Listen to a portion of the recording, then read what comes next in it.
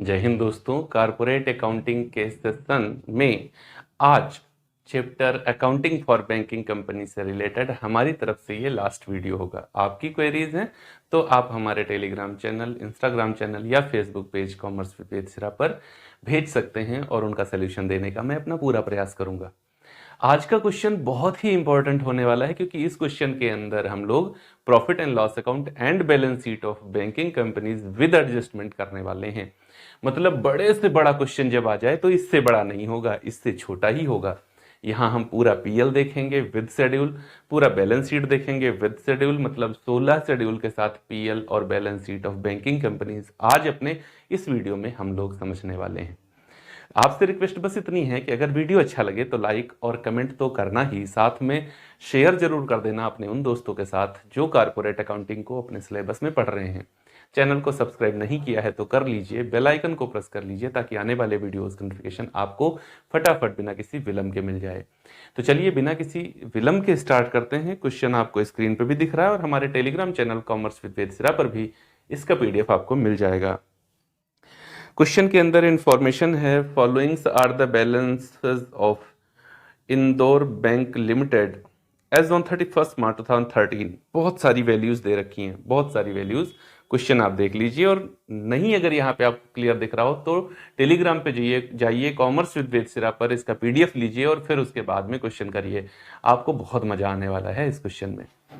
तो हम पढ़ नहीं रहे हैं, बहुत सारी इंफॉर्मेशन है, आप देखिएगा क्वेश्चन में आपको दिख ही रही होंगी। वैसे चलो अच्छा मैं बता ही देता हूँ। क्वेश्चन के अंदर शेयर कैपिटल है, इंटरेस्ट रिसीव्ड है, डिस्काउंट है, कमीशन है, लॉकर्स रेंट है, एक्सचेंज है, डिविडेंड्स रिसीव्ड लेस टैक्स है, रिजर्व है, करंट अकाउंट है, फिक्स डिपॉजिट है, सेविंग बैंक अकाउंट है, क्रेडिट बैलेंस है, एंडोर्समेंट ऑफ कस्टमर्स है, एक्सेप्टेंस है, कैश इन हैंड है, कैश विद आरबीआई है, money at call and short notice है, बिल्स डिस्काउंटेड है, ओवरड्राफ्ट है, बैंक प्रीमिसेस है, इन्वेस्टमेंट है, बैलेंस विद अदर बैंक्स है, इंटरेस्ट पेड है, मैनेजमेंट एक्सपेंस है, इंटरिम डिविडेंड्स है और उसके बाद एडजस्टमेंट है। क्या एडजस्टमेंट है? फर्स्ट एडजस्टमेंट में कह रहा है, क्या बताया फर्स्ट एडजस्टमेंट में? कहा है कि the directors require the bank investment to be shown in the balance sheet at market price on 31 March 2013 which is ₹10,70,000। Market price में दिखाना चाहते हैं जो कि 10,70,000 रुपए है। जबकि क्वेश्चन में इन्वेस्टमेंट ढूंढ के आओ कितने का दिया हुआ है। क्वेश्चन के अंदर जो इन्वेस्टमेंट दिया हुआ है वो 10,35,000 का है। तो profit on revaluation of investment है। उसके बाद में क्या कहा? Prepare a profit and loss account of balance sheet. कुछ नहीं, फिर है create a reserve for taxation ₹30,000, rebate on bills discount 3,000। Okay, तो चलिए यहां पर हम लोग सबसे पहले करते हैं शेड्यूल नंबर 13 जो कि रिलेटेड होता है इंटरेस्ट अर्न से। यहां पर सबसे पहले लिखा है interest received 1,42,000। Interest received 1,42,000। Discount received, actually केवल डिस्काउंट लिखा है लेकिन रिसीव ही माना जाता है। डिस्काउंट ऑन बिल्स डिस्काउंटेड होता है, ये है 39,000 रुपए, 39,000। और पढ़ लो क्या कुछ है इसमें, यहां पूरा आप देख लीजिए। यहां आने वाली कोई वैल्यू और आपको क्वेश्चन के अंदर नहीं दी गई है। तो यहां पर 9 2 11, 4 3 7 1 8 और 1,81,000। यहां से माइनस कर दिया रिबेट 3,000, तो 11 से 3 जाएगा, बचेगा 8 और ये 1,78,000 रुपए का मेरा शेड्यूल नंबर फर्स्ट हो गया। शेड्यूल नंबर फर्स्ट नहीं, एक्चुअली शेड्यूल नंबर 13 होता है। यहाँ 13 लिखा तो 13 ही है, ठीक है। शेड्यूल नंबर 14 होता है अदर इनकम का। अदर इनकम में यहां पर इस क्वेश्चन में आपको क्या क्या मिल रहा है? देखो, कमीशन मिल रहा है 1,55,000 का। बैंक कमीशन के बदले काम करती है, जैसे बैंक बीमा भी बेचती है, तो बीमा बेचती है तो बीमा कंपनियों से कमीशन ले लेती है। 1,55,000 रुपए कमीशन दिया हुआ है। लॉकर्स रेंट है 4,000।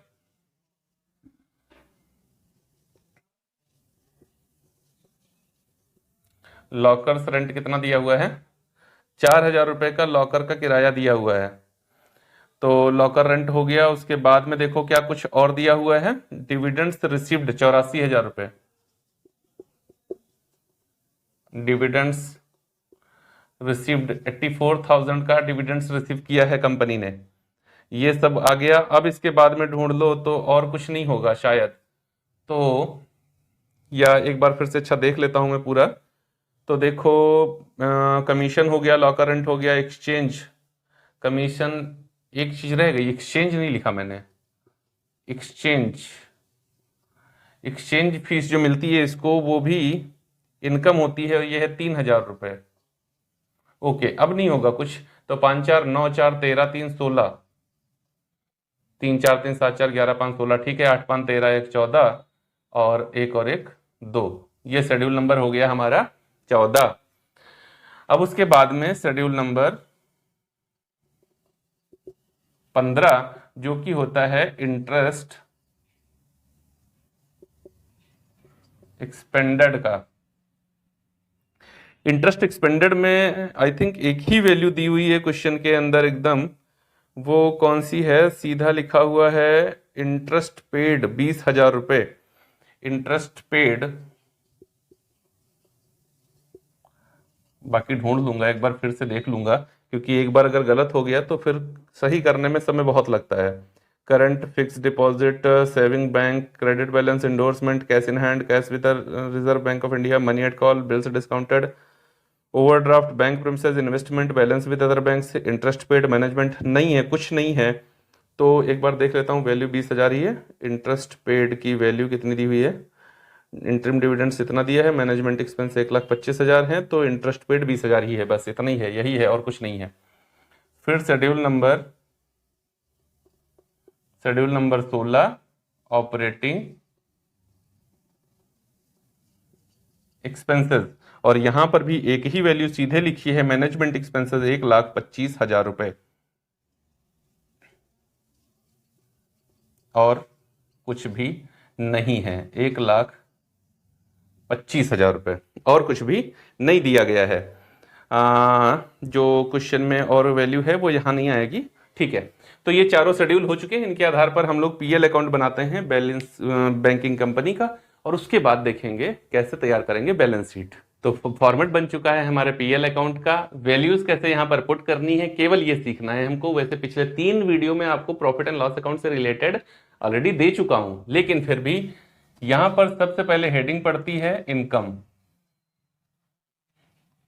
मैं थोड़ा छोटा लिख रहा हूं क्योंकि ये पूरा क्वेश्चन मुझे इसी में लेके आना है। अगर आपको सही तरीके से ना दिख रहा हो तो वीडियो की क्वालिटी को आप थोड़ा हाई कर लीजिएगा, तो सारी चीजें आपको क्लियर दिखने लगेंगी। इनकम में सबसे पहले लिखना है हमको नंबर 1 पर इंटरेस्ट अर्न, शेड्यूल नंबर होता है इसका 13, और यहां पर कंपनी ने कमाया है 1,78,000 रुपए, प्रीवियस ईयर डैश रहेगा। नंबर 2 पर होता है अदर इनकम, शेड्यूल नंबर 14, और कंपनी ने कमाया है 2,46,000 रुपए, 2,46,000 रुपए। टोटल कर दीजिए 8 6 14, 7 4 11 1 12 और 2 1 3 1 4, 4,24,000 रुपए। 8 6 14 के 4, 7 4 11 1 12, 2 1 3 और 1 4, ये आ जाएगा हमारा टोटल फर्स्ट। उसके बाद में हेडिंग पड़ती है एक्सपेंडिचर, एक्सपेंडिचर में नंबर 1 होता है हमारा इंटरेस्ट एक्सपेंडेड, शेड्यूल नंबर 15, और कंपनी ने 20,000 रुपए का इंटरेस्ट दिया हुआ है। जितना इंटरेस्ट दिया है वो यहां लिख लिया जाएगा, 20,000 रुपए का इंटरेस्ट कंपनी ने पे किया हुआ है। नंबर 2 पर होता है हमारा ऑपरेटिंग एक्सपेंसेस, शेड्यूल नंबर 16, और यहां पर कंपनी ने 1,25,000 रुपए ऑपरेटिंग पे खर्च किया है। नंबर 3 होता है प्रोविजंस, इसका शेड्यूल नहीं होता है लेकिन एडजस्टमेंट में दिया है, कंपनी प्रोविजन कर रही है टैक्सेशन के लिए 30,000 रुपए का, कितना, 30,000 रुपए का प्रोविजन टैक्स के लिए कर रही है। तो यहां पर प्रोविजन फॉर टैक्स 30,000 हो गया, टोटल कर लीजिए, ये टोटल सेकंड हो जाएगा। टोटल सेकंड कितना आएगा, तो 5, 3 2 5 2 7 और 1,75,000 रुपये ये आ जाएगा। अब उसके बाद में फिर से हेडिंग पड़ती है profit oblique loss first minus second. तो 2,24,000 से माइनस करो 1,75,000, तो 14 से 5 जाएगा, ये बचेगा 9।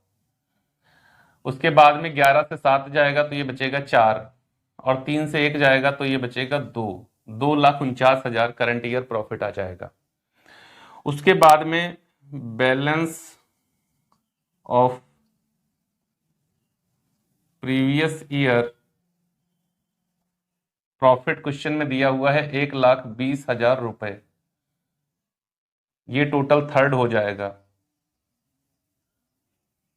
कितना, 9, 4 2 6 और 2 1 3,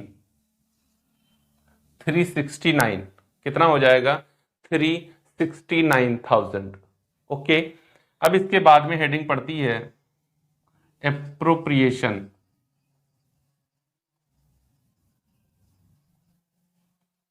लाभों का नियोजन।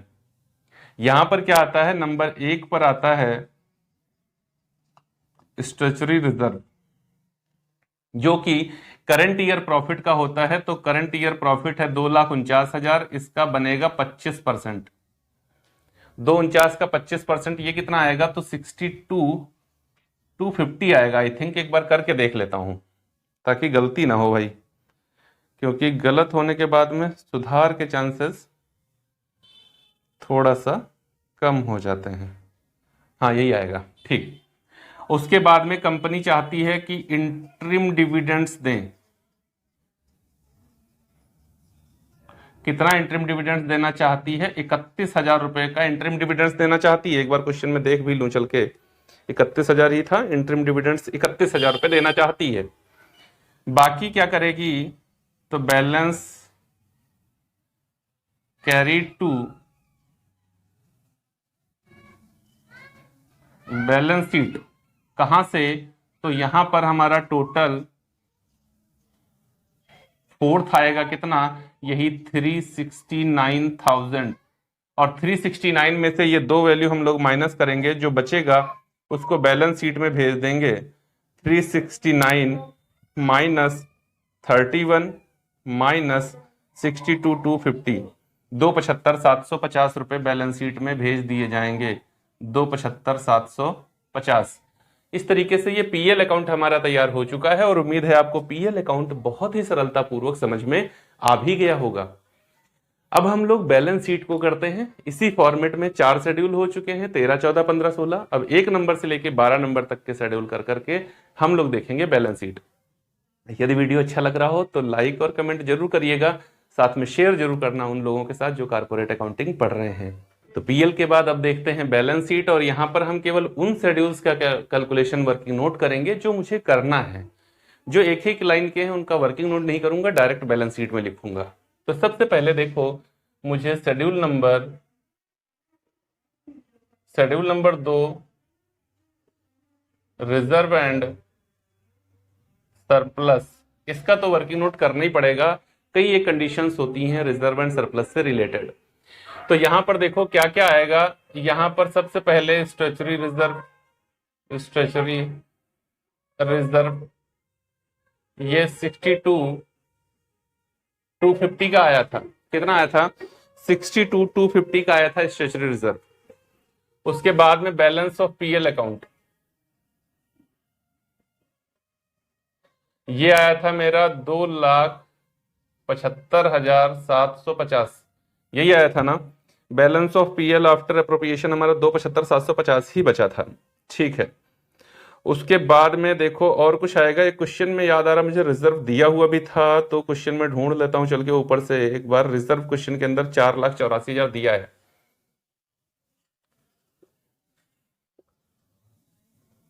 रिजर्व 4,84,000 क्वेश्चन में दिया भी है। इन्वेस्टमेंट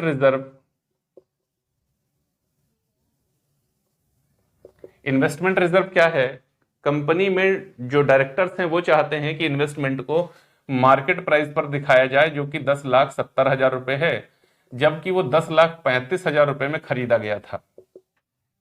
अब 10,35,000 वाली वस्तु अगर 10,70,000 की हो चुकी है, 10,35 ही था, एक बार देख लूं, वैसे सही होगा, याद रहती हैं मुझे चीजें, मैं भूलता नहीं हूं जल्दी, 10,35 ही था।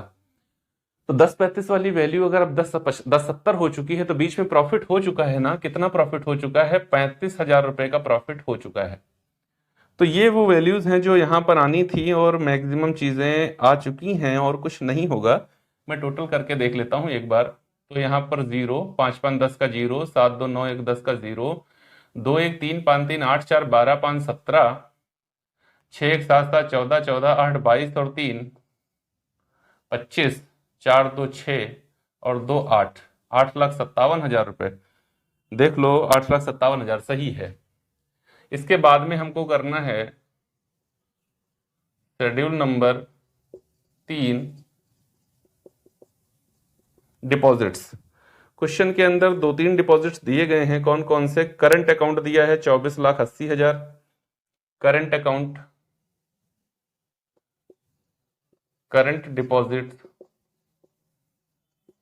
24,80,000 दिया है, और फिक्स डिपॉजिट 6,90,000 है,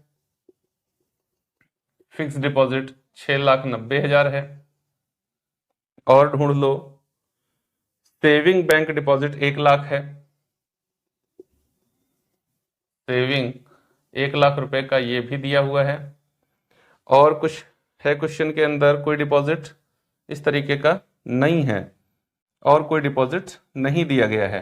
तो टोटल कर लीजिए, 9 8 17, 6 4 10 11, 6 4 10 11 1 12 और 2 और 1 3, 32,70,000 रुपए का डिपॉजिट्स हो जाएगा। देख लेते हूँ क्या इसका वैल्यू कहीं पर दिया गया है। 32,70,000, हाँ ठीक है। अब उसके बाद में हम लोग करते हैं शेड्यूल नंबर 9, एडवांसेस।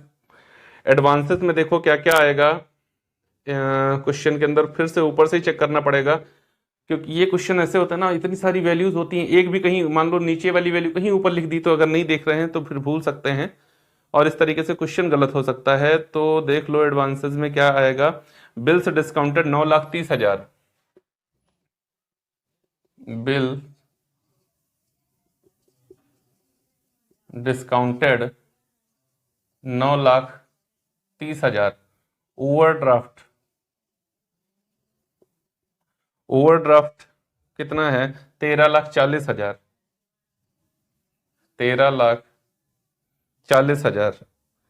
और कुछ बिल्स डिस्काउंटेड हो गया 9,30, और ओवरड्राफ्ट टू कस्टमर्स 13,40 हो गया।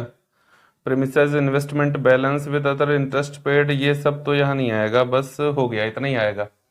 तो 4 3 7, 9 और 3 12 और 1 1 2, 22,70,000 रुपए का एडवांसेस हो गया। अब ऐसा कोई शेड्यूल नहीं है जिसका कैलकुलेशन करना हो हमको, बड़ा लंबा चौड़ा कैलकुलेशन हो, ऐसा और कोई शेड्यूल है नहीं। मैं एक बार देख रहा हूं, नहीं है। तो अब हम लोग सीधा करते हैं बैलेंस शीट फॉर्मेट में, वैल्यूज को रखते हैं और कुछ वैल्यूज अगर कैलकुलेट करनी पड़ी तो हम लोग अलग से उनका कैलकुलेशन कर लेंगे। तो बैलेंस शीट में यहां पर लिखा जाता है capital and liabilities, schedule number, current year amount, previous year amount. यहां लिखना नहीं होता है क्योंकि हमारे पास इंफॉर्मेशन नहीं होती है। यहां पर हेडिंग पड़ती है कैपिटल, जिसके अंतर्गत हम लोग लिखना शुरू करते हैं सबसे पहले शेयर कैपिटल। शेड्यूल नंबर 1 होता है और क्वेश्चन के अंदर दी रही होगी, ये हमको लिखना अलग से नहीं होगा, 7,00,000 रुपए, मतलब इसका वर्किंग नोट नहीं करना होगा। उसके बाद में 2 नंबर पर होता है reserve and surplus. Schedule number 2, value calculated है 8,57,000, मैं थोड़ा छोटा लिख रहा हूँ, 12 शेड्यूल हैं, इतने में ही रखना है, नीचे चला जाएगा तो आपको दिखेगा नहीं, इस वजह से। तो अगर ना दिख रहा हो तो क्वालिटी, वीडियो की क्वालिटी को थोड़ा हाई कर लीजिएगा, आपको सारी चीजें विजिबल हो जाएंगी। तो रिजर्व एंड सरप्लस हो गया। फिर उसके बाद में डिपॉजिट्स। डिपॉजिट शेड्यूल नंबर 3 होता है और वैल्यू कैलकुलेटेड है 32,70,000 रुपए। 32,70,000 रुपए। उसके बाद में बोरोइंग्स, शेड्यूल नंबर 4 वैल्यू नहीं है। शेड्यूल नंबर 5 करंट लायबिलिटी, इसको देख लीजिए आप। शेड्यूल नंबर 5 करंट लायबिलिटी में क्या आएगा, एक तो रिबेट आएगा कितना, 3,000 रुपए का, और एक प्रोविजन फॉर टैक्स आएगा 30,000 रुपए का। तो 33,000 रुपए यहां पर आएंगे। किस लिए आएंगे, ये करंट ईयर की लायबिलिटी है हमारी। तो ये शेड्यूल नंबर 5 होता है और ये आएगा 33,000 रुपए। टोटल कर लीजिए, इतने में ही आपका लायबिलिटी साइड का टोटल आ रहा होगा 7,3,10।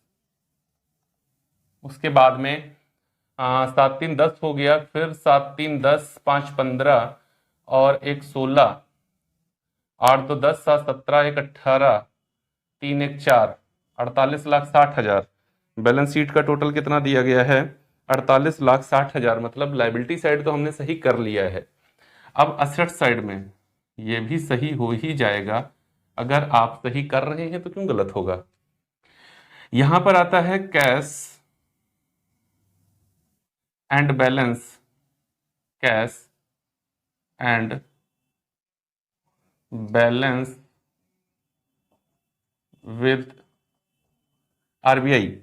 तो यहां क्वेश्चन में देखो, ये एक ही लाइन में आपको दिया होगा, interest, dividends, commission, lockers rent, exchange, dividends हो गया, रिजर्व हो गया, current account, fix deposit, saving bank, balance, endorsement, acceptance, cash in hand question. Cash in hand question के अंदर कितना लिखा हुआ है, 2,40,000, 2,40,000। कैश इन हैंड के बाद में चलो तो cash with reserve bank of India 7,20,000, ये भी लिखा है। अच्छा, तो हम लिखेंगे 2,40,000 प्लस 7,20,000, 7,20,000। तो ये हमारा आ जाएगा 7,2,9, 9,60,000 इसको लिखेंगे, 9,60,000, क्योंकि दोनों वैल्यू क्वेश्चन के अंदर हमको दी गई हैं। अब वर्किंग नोट नहीं कर पा रहा हूं क्योंकि फिर आपको दिखेगा नहीं शायद। तो cash and balance with reserve bank of India, cash in hand and balance with reserve bank of India में दोनों वैल्यू थी। कैश इन हैंड था 2,40,000 और cash with reserve bank of India था 7,20,000, इस वजह से जोड़ के लिखा 9,60,000। अब money at call and short notice, ये सीधा क्वेश्चन में दिया हुआ है। कितना money at call and short notice, 1,80,000 रुपए। ओके, ये होता है शेड्यूल नंबर 6, ये होता है शेड्यूल नंबर 7। अब शेड्यूल नंबर 8 इन्वेस्टमेंट, क्वेश्चन में है 10,35,000, लेकिन डायरेक्टर्स ने कहा है हम इसको दिखाएंगे 10,70,000, जो कि इसका मार्केट प्राइस है, उस पर दिखाओ, हमें क्या दिक्कत है। उसके बाद एडवांसेस शेड्यूल नंबर 9, और मैंने कैलकुलेशन किया है जो कि आया है 22,70,000 रुपए, 22,70,000। उसके बाद फिक्स्ड असेट्स, क्वेश्चन के अंदर देखो फिक्स्ड असेट्स कितने की दी हुई है, तो बैंक प्रीमिसेस क्वेश्चन में दी हुई है 3,60,000 रुपए की, 3,60,000 रुपए,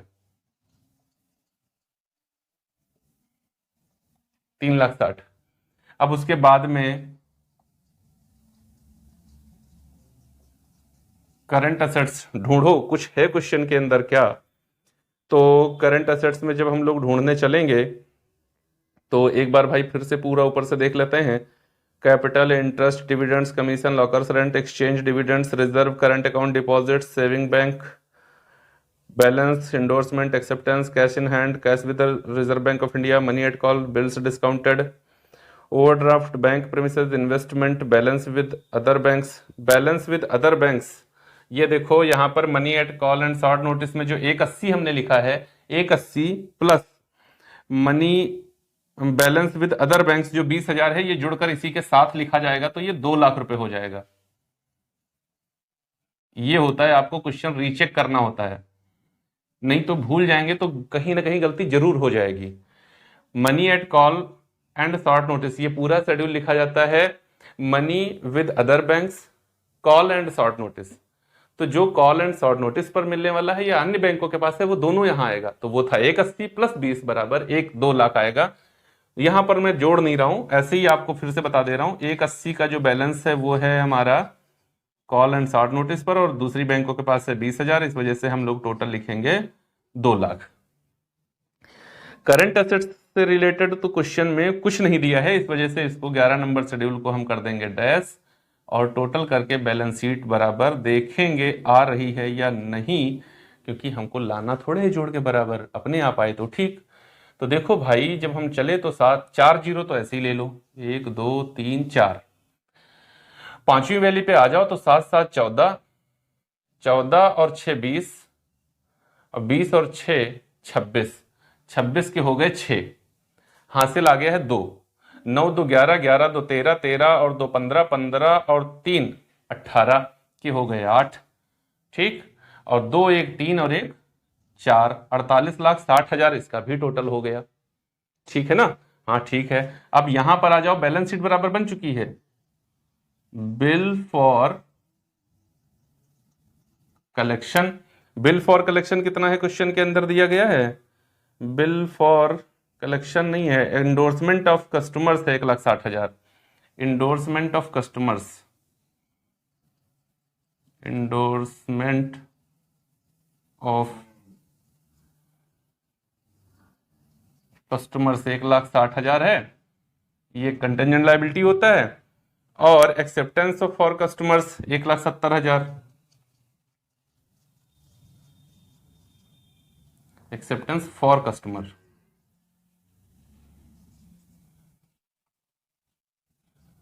ये कितना दिया गया है? 170।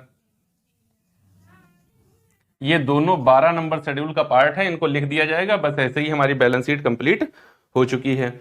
उम्मीद है आपको बड़ी ही सरलता के साथ में ये क्वेश्चन पूरा विद पीएल समझ में आ गया होगा, और इससे बड़ा क्वेश्चन फिर एग्जाम में पूछा नहीं जाता।